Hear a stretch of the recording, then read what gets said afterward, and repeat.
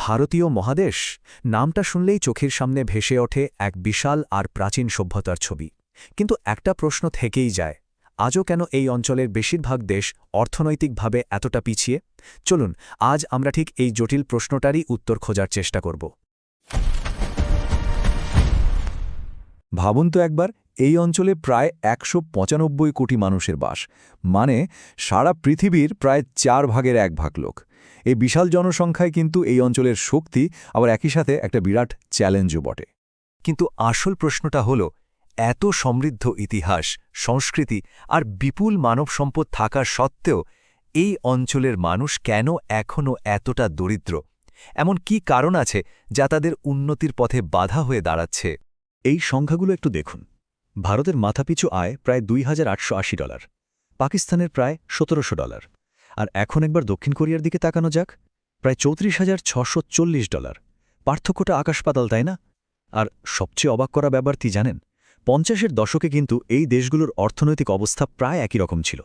তাহলে এত বড় ব্যবধান তৈরি হলো কিভাবে? তো চলুন এই অঞ্চলের মূল যে দ্বন্দ্বটা সেটা একটু বোঝার চেষ্টা করা যাক। একদিকে এর গৌরবময় ইতিহাস আর অপার সম্ভাবনা, আর অন্যদিকে ব্যাপক অর্থনৈতিক সংকট। এটা আসলেই এক বিরাট বৈপরীত্য। এই টেবিলটা একটু খেয়াল করলেই দেখবেন, ভারত, পাকিস্তান, বাংলাদেশ বা নেপাল সবারই মাথাপিছু আয় বেশ কম। শ্রীলঙ্কার অবস্থা কিছুটা ভালো হলেও তারাও কিন্তু এখন একটা বড় অর্থনৈতিক সংকটের মধ্যে দিয়ে যাচ্ছে। অবশ্য মালদ্বীপের মতো কিছু ব্যতিক্রমও আছে, যাদের অর্থনীতি মূলত পর্যটনের ওপর নির্ভরশীল। আর আমাদের প্রতিবেশী চীনের সাথে যদি তুলনা করি, তাহলে তো পার্থক্যটা আরও চোখে পড়ার মতো। কিন্তু ব্যাপারটা হলো, এই অঞ্চলটা কিন্তু সবসময় এমন গরিব ছিল না। চলুন একটু ইতিহাসে ডুব দেওয়া যাক আর খুঁজে বের করা যাক এর সেই হারানো সোনালী অতীতকে, যখন এই উপমহাদেশ ছিল বিশ্বের অন্যতম ধনী অঞ্চল। প্রায় ২৩০০ বছর আগে মৌর্য সাম্রাজ্যের সময় এই উপমহাদেশ একাই সারা পৃথিবীর জিডিপির ৩০% বেশি নিয়ন্ত্রণ করত। ভাবা যায় ব্যাপারটা? এমনকি ১৭০০ শতকে মুঘলদের সময়েও এই পরিমাণটা ছিল প্রায় ২৩%। কিন্তু তারপর এলো ব্রিটিশ শাসন, আর সেখান থেকেই যেন ভাগ্যের চাকা উল্টো দিকে ঘুরতে শুরু করল। তো প্রশ্নটা খুবই স্বাভাবিক, এত ধন সম্পদ সব গেল কোথায়? অক্সফাম ইন্টারন্যাশনালের একটা রিপোর্ট বলছে, ব্রিটিশরা প্রায় ৬৪.৮২ ট্রিলিয়ন ডলারের সম্পদ এই ভারত থেকে নিয়ে গিয়েছিল। হ্যাঁ, ঠিকই শুনেছেন, ৬৪.৮২ ট্রিলিয়ন। এই একটা সংখ্যাই বোধহয় বলে দেয় শোষণের মাত্রাটা ঠিক কতটা ভয়াবহ ছিল। স্বাধীনতার পর সবাই ভেবেছিল এবার হয়তো সব ঠিক হয়ে যাবে, কিন্তু বাস্তবে তা হয়নি। বরং শুরুটা হয়েছিল আরও বেশি টালমাটাল পরিস্থিতির মধ্যে দিয়ে। গোড়া থেকেই যেন সবকিছু ভাঙা ছিল। যেমন ধরুন ১৯৪৭-এর দেশভাগ, যা শুধু মানচিত্রই ভাগ করেনি, অর্থনীতিকেও একেবারে ভেঙে দিয়েছিল। তারপর ৭১-এ এক রক্তক্ষয়ী যুদ্ধের পর বাংলাদেশের জন্ম হল। ওদিকে শ্রীলঙ্কাতেও কয়েক দশক ধরে চলল বিধ্বংসী গৃহযুদ্ধ, আর নেপালের অবস্থাও খুব একটা স্থিতিশীল ছিল না। তো এই যে লাগাতার একটা অস্থিরতা, এটাই উন্নয়নের পথে সবচেয়ে বড় বাধা হয়ে দাঁড়িয়েছিল।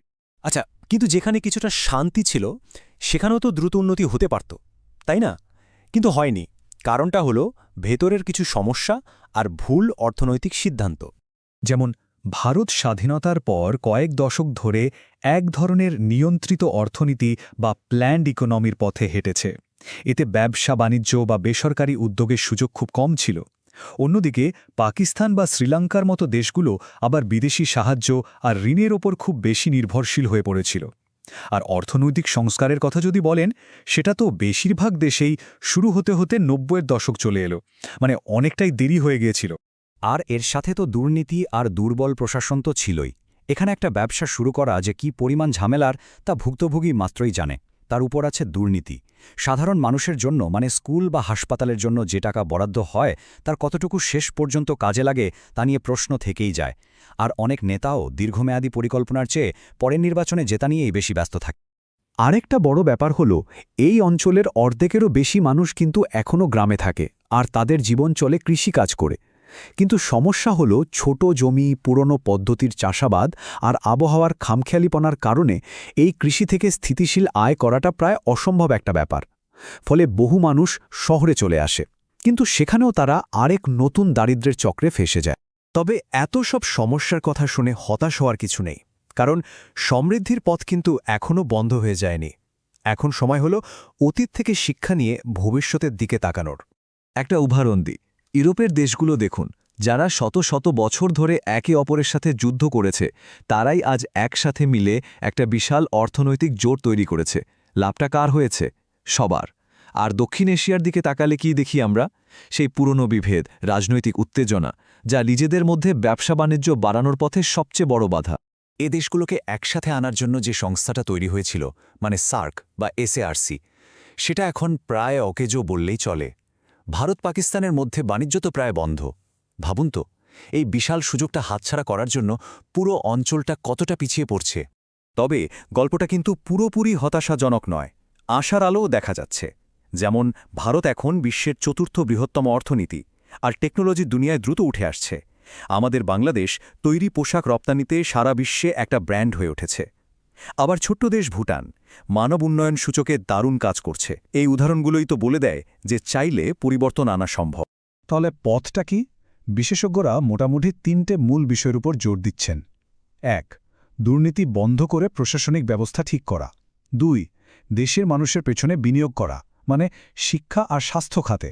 আর 3, যেটা হয়তো সবচেয়ে জরুরি, সেটা হলো নিজেদের মধ্যে বাণিজ্য আর সহযোগিতা বাড়ানো। শেষে এসে একটা কথা মাথায় রাখা খুব দরকার। দারিদ্র্য কিন্তু কারো ভাগ্যলিখন নয়, এটা আসলে বিভিন্ন সময় নেওয়ার সিদ্ধান্তের ফল। তার মানে হলো এটা কোনো চিরস্থায়ী অবস্থা না। সঠিক সিদ্ধান্ত নিতে পারলে এই অবস্থা অবশ্যই বদলানো সম্ভব। এখন আসল প্রশ্ন হল, ভারতীয় উপমহাদেশ কি সেই সঠিক সিদ্ধান্তগুলো নিতে পারবে কোটি কোটি মানুষের ভাগ্য বদলানোর জন্য? পরবর্তী পদক্ষেপটা কি হবে?